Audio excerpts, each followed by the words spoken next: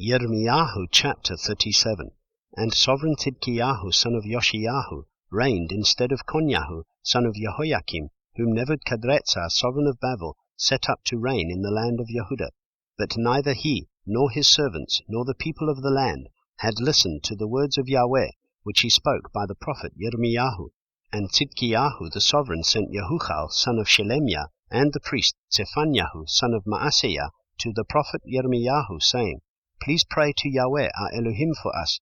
Now Yirmeyahu was still coming and going among the people, for they had not yet put him in prison.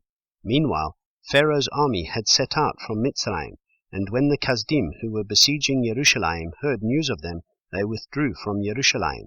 And the word of Yahweh came to Yirmeyahu the prophet, saying, Thus said Yahweh the Elohim of Israel, Say this to the sovereign of Yehudah, who sent you to me to inquire of me.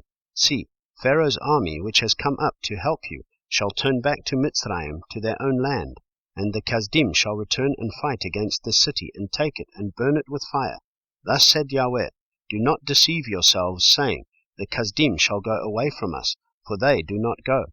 For though you had stricken the entire army of the Kasdim who are fighting against you, and there remained only wounded men among them, they would get up, each man in his tent, and burn the city with fire. And it came to be, when the army of the Kasdim left the siege of Jerusalem for fear of Pharaoh's army, that Yirmeyahu went out of Jerusalem to go into the land of Binyamin to receive his portion there in the midst of the people. And it came to be, as he was in the gate of Binyamin, a master of the guard was there, whose name was Yiriah, son of Shelemiah, son of Hananiah, and he seized Yirmeyahu the prophet, saying, You are deserting to the Kasdim. But Yirmeyahu said, It is a lie. I am not deserting to the Kasdim. But he did not listen to him, and Yiriah seized Yirmeyahu and brought him to the heads. And the heads were wroth with Yirmeyahu, and struck him, and put him in prison in the house of Jehonathan the scribe, for they had made that for a prison.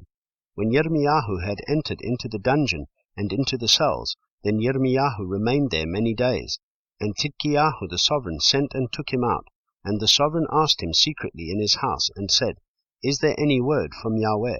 And Yirmeyahu said, There is. And he said, You are given into the hand of the sovereign of Babel. And Yirmeyahu said to Tzidkiyahu the sovereign, What have I sinned against you, and against your servants, and against this people, that you have put me into prison? Where are your prophets who prophesied to you, saying, The sovereign of Babel is not coming against you or against this land? But now, please hear, O my master the sovereign, please let my petition be accepted before you, and do not make me return to the house of Jehonathan the scribe, lest I die there.